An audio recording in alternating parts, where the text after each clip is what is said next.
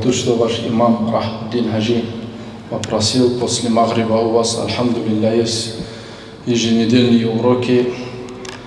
Не смог отказать тоже, зная ваш джамаат, машаллах, хороший, отзывчивый джамаат. Дай Аллах Субхану ва Тааля, чтобы Аллах нас еще больше собирал в таких подобных маджлисах, который охватывает своими ангелами и упоминает всех, кто находится в таких подобных маджлисах перед ангелами, и гордится теми людьми, которые проходят, оставляя свои заботы, хлопот и садятся в доме Аллаха Субхану ва Тааля, и в таких маджлисах охватываются ангелами и милостью и сакина. Такое умиротворение бывает в сердцах. Дай Аллах, чтобы наш маджлис был таким, иншаллах. Рахмуддин Хаджи читая книгу, дошел до темы Ташмитуль Атис. Это тоже очень важная тема. Ташмитуль Атис, братья, это значит желать кому-либо добра, когда он чихает. Это дословный перевод этого слова, этого выражения Ташмитуль Атис. Значит, желать добра кому-либо, тому, кто чихает. Это является, братья, один из хакков мусульманина над мусульманином. Кто напомнит, братья, 6 хакков? Давайте вместе вспомним. Есть хаккуль муслими аля муслими сит, сказал Пророк саллаллаху алейхи ва саллям. Право мусульманина над мусульманина 6 сказал. Один сказал наш брат. Ответ на салам. Еще. Вот эта тема, Ташмитуль Атис. То есть, когда он чихнул, сказал альхамдулилля, мы ему говорим, ярхамукаллах. Еще? Если приглашают, отвечают на... Если приглашают на свадьбу, если там дозволенная свадьба, идти на эту свадьбу. Это обязанность. Еще? Джаназа. Следует идти за джаназом. Еще? Посещение больного. Посещать больного. Еще последний остался? Кто скажет? Когда он потребует у тебя что? Насиха, совет, дать это совет ему. Вот это 6 хак мусульманина над мусульманином. Некоторые ученые сказали, хак это что значит? Это такая вещь, которую мусульманин не должен отказать. Некоторые сказали, что это является обязанностью мусульманина над мусульманином. Ташмитуль Атис, братья, это сегодня, если вот взять, да, читая эти хадисы, вот эта тема, век глобализации, 21 век, субханаллах, технология идет вперед, все вперед идет, везде все, машинами, какие видим, да, все это все голограммы. Вот такой век, и обсуждать какой-то, кто-то чихнул, ему ярхамукаллах говорит. Думаем, почему вот эти вещи мы обсуждаем? В самом деле это, братья, указывает на то, что все наши деяния, все, что мы делаем, и все, что с нами происходит, мы должны это связывать с упоминанием Аллаха. Если мы хотим достичь в этом дунья и в ахирате саада, то есть счастья. Поэтому это не такой, как бы, да, второстепенный вопрос, не такой вопрос, как бы невозможно его считать там таким несерьезным вопросом. Ну что там, ну кто-то сказал, альхамдулилля, чихнул, кто-то ему говорит, ярхамукаллах, он в ответ говорит, яхдикумуллах ва юслиху балякум. Ну и что там, зачем из-за этого тему делать? Но есть те хадисы, которые нас пророк, алейхиссалату вассалям, научил, что нам делать, как нам быть в тех или иных ситуациях. Про это будем, иншаллах, говорить. Джахилия тоже люди говорили, когда кто-то чихал, если этот человек для него был любимым человеком, он ему говорил, умран ва шабаба. По-моему, у нас тоже есть такие. Там Узак умрун болсун, говорят на кумыкском или там на любых дагестанских языках, по-моему, у всех наций есть, по-моему, это. Кто-то чихает, будь здоров, говорит на русском, да, будь здоров. Там. Ну, поминать Аллаха, субхану ва тааля, никто не поминает. Там, будь здоров, там, пусть долго ты проживешь и так далее, и так далее. Это было и в джахилие, братья. Это было и в джахилие. Когда кого-то кто-то любил, и он чихал, и он ему говорил, там, долгих тебе лет жизни, тебе здоровья и так далее. А когда чихал тот, кого он не любит, он говорил, пускай у тебя печень, говорит, охватит твою печень болезнью или простудой и так далее. Так говорили, такие признаменования были, приметы были в джахилие по отношению чихания и по отношению того человека, кто услышал это чихание. Вот так делали. Когда пришел ислам, альхамдулилля, религия ислам, Аллах субхану ва тааля смилостивился над человечеством и не спаслал вот такую красивую религию, и не спаслал нам пророк, алейхиссалату вассалям, и он нас научил, что делать, что говорить в тех и иных случаях. Когда человек чихает, что говорит? Альхамдулилля, говорит, да? А почему не субханаллах? Не почему ля хауля ва ля куввата? Кто сможет сказать?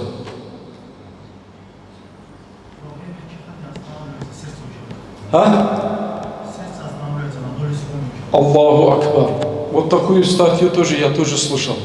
Представьте, братья, 14 веков назад пророк, алейхиссалату вассалям, нам это говорит, и по повелению Аллаха говорит нам в этом случае, когда мы чихаем, говорит не именно Субханаллах, не Аллаху Акбар, не хауля ва ля куввата илля билля, а именно говорит Альхамдулилля, восхваляя Аллаха. Почему? Потому что, как сегодня ученые, как врачи тоже доказывают, что на сердце идет очень сильное давление.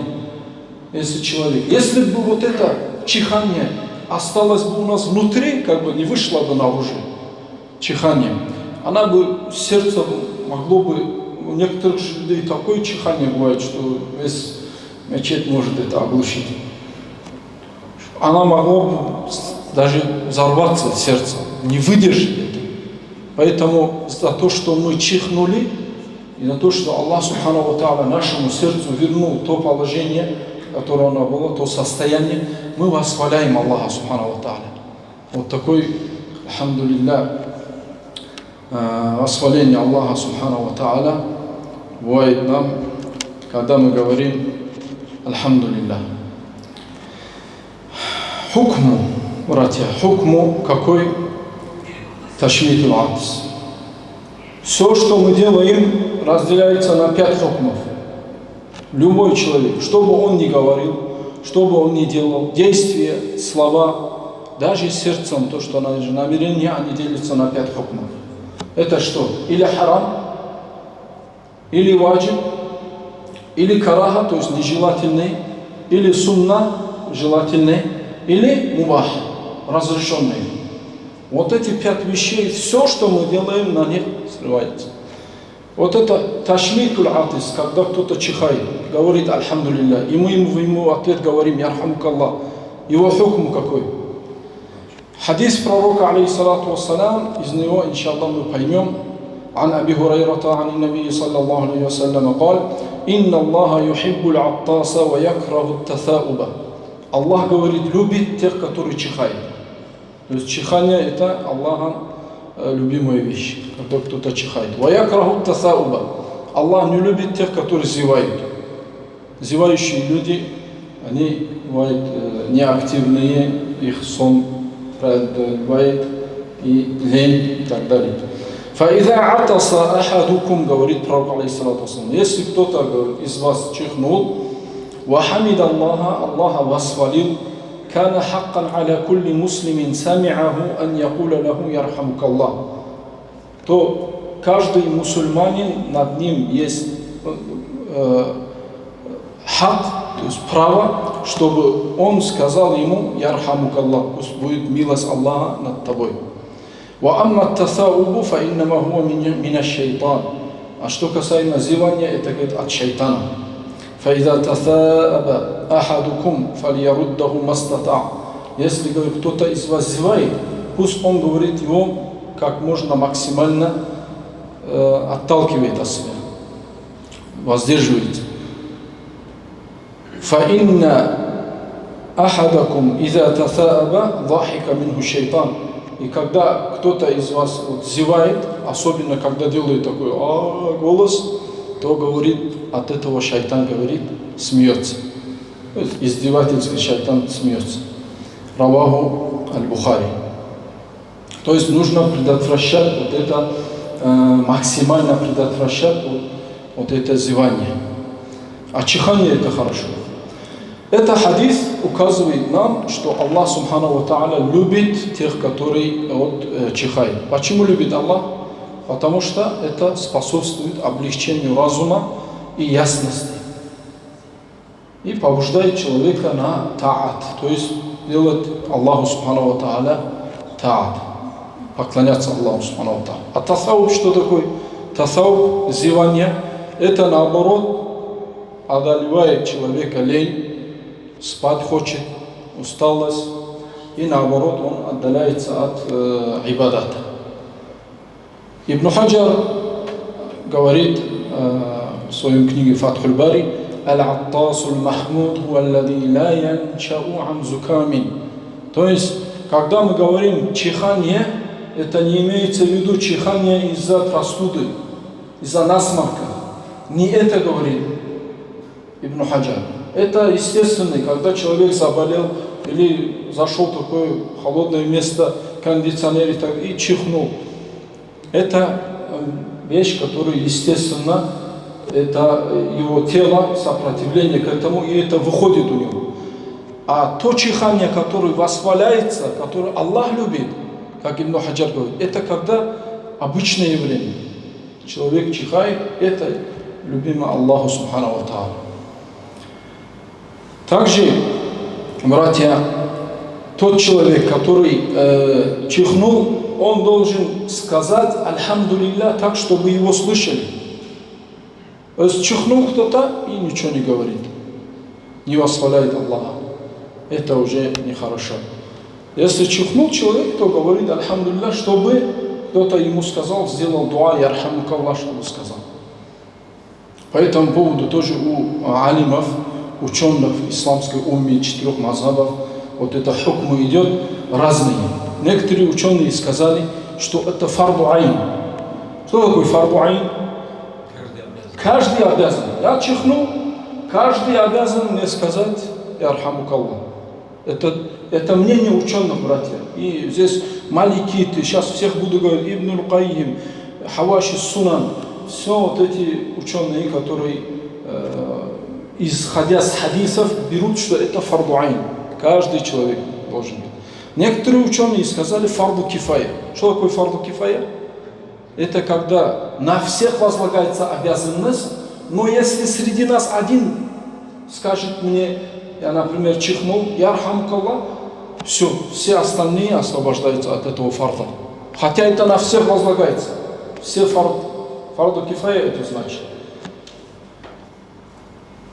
Поэтому, братья, исходя с хиляфа ученых, это фарду кифая или фарду айн, в любом случае этого нельзя оставлять.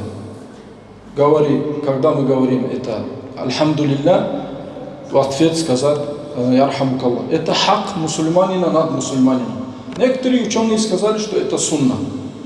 وَيُجْزِئُ الْوَاحِدُ عَنِ الْجَمَاعِ وَهُوَ قَوْلُ الشَّافِعِيِّ. Это мнение в шафийском мазхабе. Это сунна. Если один человек сказал «Альхамдулилля», то среди них один говорит «Ярхамукаллах» и все достаточно. Это сунна. Атис, тот, который чихнул, что говорит? Имам Навави, рахимахуллах, в своем книге Аль-Азкар говорит, все ученые единогласны, что тому, кто чихнул, говорит, после того, как чихнул, сказать ему «Альхамдулилля» – это сунна. Но можно сказать, говорит, «Альхамдулилляхи Раббил Аламин», можно сказать и «Альхамдулилляхи аля кулли халь». В любом положении «Альхамдулилля» или «Альхамдулилля» Господу миров. Вот так говорит, это не трудно их учить. «Альхамдулилля Раббил Аламин», «Альхамдулилля аля кулли халь». Но ограничиваться «Альхамдулилля» тоже достаточно. Но если это добавить, то будет еще лучше, сказал имам Навави и привел хадис. «Ида атаса ахадукум фальякуль альхамдулиллахи аля кулли халь». Ведь пророк, алейхиссалату вассалям, так говорил. Тот, кто чихнул, если скажет «Альхамдулилля» в любом положении. В другом версии имам Ан-Насаи говорит от Салим ибн Убайда: «Ида атаса ахадукум фальякуль альхамдулиллахи аля кулли халь, ау альхамдулиллахи раббил аламин». Это тоже есть от пророка, алейхиссалату вассалям. Как мы сказали, братья, этот человек, который чихнул, он говорит «Альхамдулилля», эти слова, или «Альхамдулилля раббил аламин», «Альхамдулилля аля кулли халь», так, чтобы его слушали. Почему он так говорит? Для того, чтобы ему сделали дуа. Чтобы ему сделали дуа, чтобы он не остался без ответа, без дуа. Что пророк, алейхиссалату вассалям, сказал, когда «Иза атаса ахадукум фахамид Аллаха та'аля фашаммитуху фаин лам яхмадилля фаля тушаммитуху». Муслим, имам Муслим передает этот хадис. Если кто-то из вас чихнул, и кто-то его услышал, и если он сказал «Альхамдулилля», тогда, говорит, вы ему ташмид делаете. То есть скажите ему «Ярхамукаллах». А если он «Альхамдулилля» не сказал, то не говорите ему, говорит «Ярхамукаллах». Вот так говорит пророк, алейхиссалату вассалям. Также посланник Аллаха, саллаллаху алейхи вассалям, возле него были двое человек, один из них чихнул, и другой тоже чихнул. Пророк, алейхиссалату вассалям, одному сказал «Ярхамукаллах», другому не сказал. Тот, который не сказал, ему пророк, алейхиссалату вассалям, ответ не сделал дуа, когда он как бы озвучением сказал: «Почему ты ему сказал «Ярхамукаллах», а мне не сказал?» Он сказал, он восхвалил Аллаха, он сказал «Альхамдулилля». Он сказал «Альхамдулилля» так, что пророк, алейхиссалату вассалям, услышал, потому что они же рядом были. А тот не сказал «Альхамдулилля», поэтому пророк, алейхиссалату вассалям, ему не сказал «Ярхамукаллах». Если тот, который чихает, желательно ему, кроме того, что он говорит «Альхамдулилля», ставить тоже руку или что-нибудь, платок или что-нибудь, чтобы это тоже проявление гигиены, красоту ислама. Там, то есть не чихать так, чтобы лица людей или там налево, направо, а именно прикрывать ртом. На что пророк, алейхиссалату вассалям, тоже делал. И максимально глушить это, максимально стараться, чтобы это было, не вышло так, чтобы других беспокоило это. Также ман ястахику ташмид. То есть тот, который сказал «Альхамдулилля», мы говорим ему «Ярхамукаллах». Он затем что отвечает нам? То есть такой это обмен дуа идет. Он говорит «Альхамдулилля», мы ему говорим «Ярхамукаллах», потом он отвечает «Яхдикумуллаху ва юслиху балакум». Это дуа делает. Или «Ягфируллаху лана ва лакум». Вот такой дуа делает. Пусть Аллах «Яхдикумуллаху», пусть Аллах тебя направит, вас направит на правильный путь, «Ва юслиху балакум», и исправит ваше положение. Или же «Ягфируллаху лана ва лакум». Пусть Аллах, субхану ва та'аля, простит грехи нам и вам. Вот такой дуа делать тоже желательно говорить в исламе. Кто не знает, детей надо учить этому, братья. Детей этому надо учить, потому что хак мусульманина. Детей этому надо учить. Тот, кто пришел только к исламу, его тоже нельзя как бы оставлять. Понятно, есть вещи более приоритетные. Намаз, закат, ураза – это фарзы, без сомнений которые. А это, насчет этого есть хиляф. Но все равно, так как это хак мусульманина, мы этому тоже должны научить. Если мы знаем кого-то, тот, кто только зашел в ислам, принял ислам, мы его учим этим вещам. Ахлю зимма, то есть не мусульмане, которые живут среди мусульман. Вот им мы говорим, если они чихают. Что мы отвечаем? Если даже говорит, они скажут «Альхамдулилля», то мы не говорим им, говорит «Ярхамукаллах». Почему? Потому что это не ахлю это не те люди, чтобы им говорить «Ярхамукаллах». То есть это говорится только мусульманину. Если другой человек, даже если он вас спалил, пока он не скажет шахада, не примет ислам, как подобается, если даже он привык среди мусульман, сегодня есть ассаляму алейкум, говорит, который чисто не мусульмане, там могут альхамдулилля сказать, иншаллах сказать, а из-за этих слов он не принимает ислам, не становится мусульманином. Даже если есть ученый хиляф, если человек стал намаз делать, он становится мусульманином. Не становится. Почему? Потому что один из условий намаза что? Чтобы он до этого, чтобы его намаз был принят, он должен быть мусульманином. Поэтому эти вещи тоже приравниваются к таким подобным деяниям.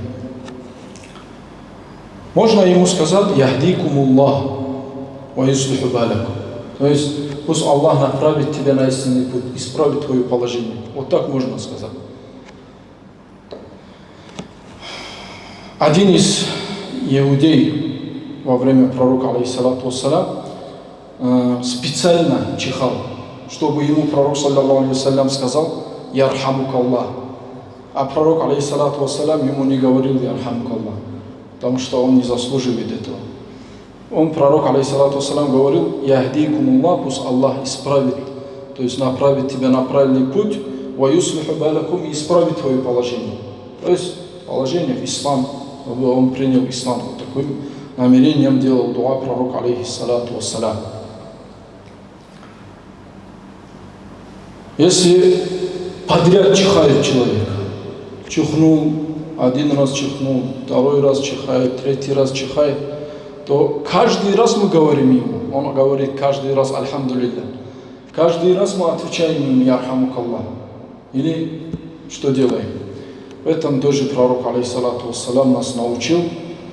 То есть сказал عن سلمة بن أكوع قال عطس رجل عند رسول الله صلى الله عليه وسلم وأنا شاهد. Это Салама ибн Аква говорит, я был возле пророка, алейхиссалату вассалям, и один человек чихнул, говорит. Я был свидетелем этому. Пророк, алейхиссалату вассалям, сказал: «Ярхамукаллах», пусть будет милость Аллаха тебе. «Сумма атиса санията ва уссалиса». Затем он второй раз чихнул, третий раз чихнул, говорит. Пророк, алейхиссалату вассалям, сказал ему: «Ярхамукаллах, хада раджулюн мазкум». Этот человек, по-моему, заболел. Насморк у него, или вот так сказал. Но ученые, имам Навави и другие ученые говорят, можно, говорить, ему сделать дуа, чтобы Аллах исцелил его. Это же признаки болезни. Один раз чихнул, второй раз, третий раз. После третьего, четвертый и так далее, мы уже говорим не «Ярхамукаллах», а говорим «Шифакаллах». Пусть Аллах тебе исцелит. То есть первый раз говорит «Ярхамукаллах», второй раз «Ярхамукаллах», третий раз чихнул, и последующий мы говорим «Шифакаллах». Пусть Аллах тебя исцелит. Вот это тоже есть у нас в исламе, альхамдулиллах. Это тоже дуа. Баракат этих действий, братья, амал, вот этими действиями делать. Вот, кто-то чихнул, сказал «Альхамдулилля», ему в ответ мы делаем дуа «Ярхамукаллах», затем он нам отвечает «Яхдикумуллах ва юслиху балакум». Это баракат этому, это следование сунны пророка, алейхиссалату вассалям. Нельзя нам пренебрегать этим. Салафу салихи, наши праведные предшественники, они настолько пытались соблюдать сунну пророка, алейхиссалату вассалям. Поэтому в их время было баракат, их время было знание, ильму. Почему мы сегодня очень много вааза слышим? Хутба есть у нас, джум'a есть, но некоторые люди выходят, домой идут, через час-полтора у него спросишь, про что была хутба или лекция, и что там говорилось. Мы не можем запомнить, мы не можем пересказать. Почему? Потому что мы не практикуем, мы просто информацию берем. Вот это наша беда. Если бы мы эту информацию брали бы таким образом, что я сейчас послушаю и вот себе даю обет перед Аллахом, что я его буду соблюдать. Аллахи, на практике все садится здесь. здесь садится, в сердце. И мы в практике это мы видели. Точно так же человек, который читает Коран. Если выучил Коран, хафизом стал, и все, он хафизом стал, Коран закрыл, оставил, в нем остается это Коран. Нет, он постоянно должен это Коран повторять, чтобы не забыть. И пророк, алейхиссалату вассалям, сказал, Коран подобно верблюду. Верблюд, если его не завязать, очень такое животное, которое может уйти, исчезнуть, убежать. Не как лошадь, например, там, на что-нибудь закинул, он уже будет стоять, приученный. Именно пророк, алейхиссалату вассалям, верблюдом принес этот пример в этом. Почему? Потому что верблюд такой животное. Поэтому говорит, та'ахаду Кур'ан, то есть Кур'ан повторяйте, говорит, постоянно, тому, кто выучил Кур'ан. Точно так же мы тоже должны баллигу анни валяу аят, доведите от меня хоть один аят. Как мы можем довести от пророка один аят, не мусульманам, красоту ислама показать, быть посланниками, быть теми, которые взяли за вараса пророка, то есть наследство пророка. Пророки же не оставили динар, дирхам, они оставили ильму. Мы ильму, когда берем и практикуем это ильму, распространяем это ильму, и когда общество бывает знаниями, это общество очень сильное, в знаниях же сила. А когда общество не знает свою религию, не знает элементарные вот такие вещи, не знает самые простые обязанности, хак мусульманинам, не делает друг другу дуа, переходит, будь здоров, там, и так далее, и так далее. Вместо ассаламу алейкум, там, привет, до свидания, здравствуйте. И что бывает? Мы оставляем свою идентичность как мусульмане. И мы оставляем нашу религию, и все это забывается. Вот наша беда. Нельзя это забывать. Абу Дауд. Вот у нас после Корана самая достоверная книга какая? Сахих аль-Бухари. Имам Бухари. Мухаммад ибн Исмаиль Бухари, его составитель. Да? Потом идет имам Муслим. На третьем месте идет имам Абу Дауд. Все ученые хадисоведы, они упоминают, на третьем месте из достоверности хадисоведения это сборник имама Абу Дауда. Это имам Абу Дауд, посмотрите, что сделал, практикуя это хадис. Имам Абу Дауд, как говорит имам Ибн Хаджар Аскаляни в своей книге Аль-Фатх, передает от Ибн Абдуль-Барра бисанадин джаид, хорошей цепочкой, то есть это достоверный рассказ, говорит, что Абу Дауд, сунан, сахибу сунан, то есть вот это человек, который составил сунан Абу Дауд, он был, говорит, в корабле, большой корабль, и слышал, как, наверное, только отчалились от причала, и слышал, как на берегу кто-то чихнул, и сказал «Альхамдулилля». Он что сделал? В этом корабле нанял за 1 динар, нанял такую небольшую, как называют это, лодку нанял, чтобы сесть на эту лодку, пошел в берег, сказал этому человеку «Ярхамукаллах», и обратно вернулся в корабль. И когда его спросили, ты почему так сделал? Сегодня наше время, вот наши предшественники, мы про них читаем, мы думаем, какие-то там, зачем? Или крикни да что-нибудь там оттуда, или сам про себя сделай дуа. Но ты же, нету такой обязанности. Но это указывает на то, что настолько эти люди пытались соблюдать сунну пророка, алейхиссалату вассалям. И еще удивительное, когда этот человек, у него спросил, ты почему так сделал, кто-то из них в корабле спросил, почему ты так сделал, он ответил, возможно, тот человек, мустаджабу да'ва, тот, который Аллах ему принимает его дуа.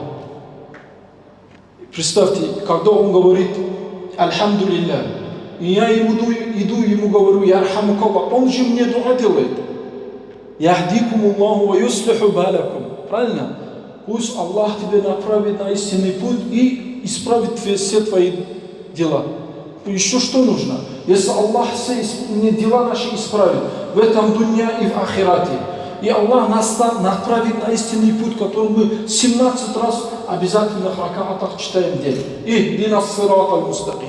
О Аллах, направь нас на истинный путь, на прямой путь. Что нам еще нужно? Этот Абу Давуд, вот именно вот этот ма'на не забывал. Он не просто там, да, соблюдал сунну пророка, он более глубже смотрел на это смысл. Поэтому, братья, мы с таких людей должны брать пример. Также остается вопрос, братья, когда человек чихает на намазе, даже на намазе чихнул, что делать? Если человек чихает во время намаза, вот читает Альхамдулиллахи Раббил Аламин, Ар-Рахман Ар-Рахим, Малики Яумиддин, чихнул. И если он там вот Малики Яумиддин закончил и сказал Альхамдулиллах, все, его Альхам нарушается. Да. Ему нельзя дальше продолжать. Ияка набду ва ияка настаин. Его Альхам нарушается. Почему? Потому что в Альхаме муалят, вот эта последовательность один аят за другим обязательно, братья. Его даже восхвалением Аллаха посередине нельзя прервать. Раз начали Альхам, до конца мы должны завершить. Чихнул кто-то, он не имеет права там во время Альхама это остановить. Ему нужно будет заново начинать Альхам иначе, если он посередине сказал. Закончил, чихнул, тогда можно ему сказать Альхамдулиллах. И то ученые, как говорят, он говорит это как про себя. Есть, которые ученые сказали, можно вслух тоже. Но мы, раз он сказал вслух, и как если мы, ученые говорят, ему нужно же ответить. Фарду же, мы сказали, или фарду айн, или фарду кифая, минимум это сунна, пророк алейхиссалям. Что нам делать тогда? Люди, которые стоят на намазе, ему отвечают, но не отвечают вторым лицом. То есть ярхамукаллах не говорят. Ярхамукаллах это уже второе лицо. Когда я вне намаза, я обращаюсь к нему. Хитаб, то есть второе лицо. Я ему отвечаю третьим лицом. Местоимение третьего лица. Ярхамухуллах. Вот это вместо К Ха меняю, и все. В намазе даже в намазе сказали ученые, эту вещь не оставляют. Настолько это такая сунна, даже в намазе есть выход нам, как отвечать тому, тот, кто чихнул, и как отвечать ему тот, который услышал. Вот это, что касаемо, братья, чихания. И что касаемо тоже, как мы сказали, Аллах якрабу тасалуба. Аллах не любит тех, которые зевают. Про это что сказал пророк, алейхиссалату вассалям? Максимально воздерживайтесь, предотвращайте вот это зевание. Особенно, чтобы она не выходила там с голосом, вот так, чтобы не было. Пророк, алейхиссалату вассалям, говорит, «Иза тасаваба ахадукум фальюмсик ядаху аля фи, фа инна шайтана ядхулюга». В одном риваяте, пускай, говорит, один из вас, когда, говорит, его обладает вот эта зевота, пускай он закрывает свой рот. Почему? Потому что шайтан заходит. Ну, это заходит в каком смысле, в прямом смысле, или его васвас туда заходит. Это, Аллаху алям, сейчас детали не будем поддаваться, поэтому эту сунну нам достаточно соблюдать, закрыть рот. Но если мы на намазе лишний раз, чтобы движение не делать, мы же знаем, что, например, я на намазе стою, вот это, вот так, и обратно поставил. У меня намаз испортился? Нет. А если я вот так сделал, и вот так сделал, и потом поставил, испортился. Больше 3 движений на намазе нельзя. Чтобы этого во время намаза тоже воздержаться от движений. Максимально, когда зеваем, держим губами. Это возможно делать, братья. Это возможно делать. Если же настолько человек устал, и вот его аж даже вот так зевает, что у него усталость или там зевота преобладала над ним, что у него даже аж челюсть вот болит, сильно зевает. В этом случае можно просто прикрыть ладонью и все.